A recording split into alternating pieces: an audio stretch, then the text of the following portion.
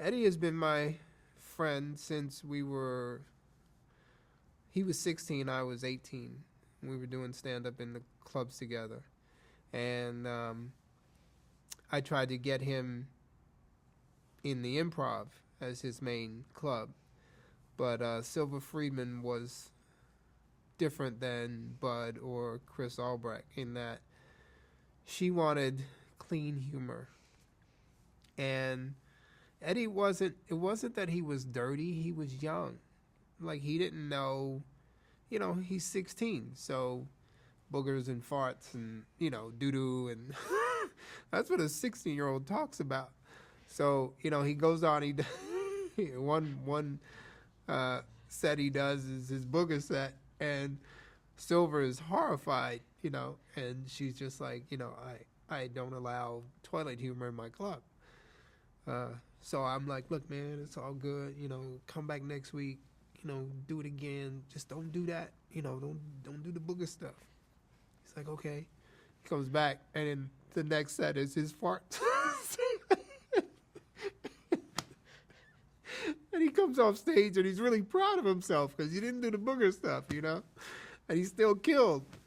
And Silver just looks at him, and she goes, I don't chew my cabbage twice, and like walks away.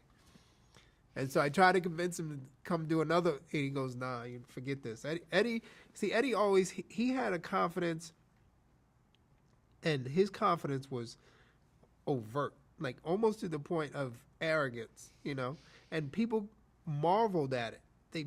It's one of the things that have served him so well throughout his career is that he's had this undeniable self-assuredness. And he just was like, fuck that, I'm not. And he went to the comic strip, and that's where he found his home, and they let him be him, and the rest is history.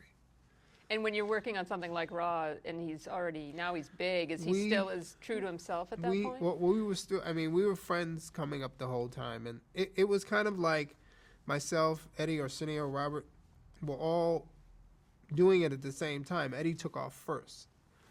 And so we were still friends, but our friend now was a superstar. But our relationship with him, or my relationship with him, was still the same. And we, when we worked together, we never worked. It was just laughing. So we would be at a club, and literally, like on the dance floor, music blasting, go, yo, you think this is funny? And that's how we would come up with stuff. So it was just always fun. It was never like work.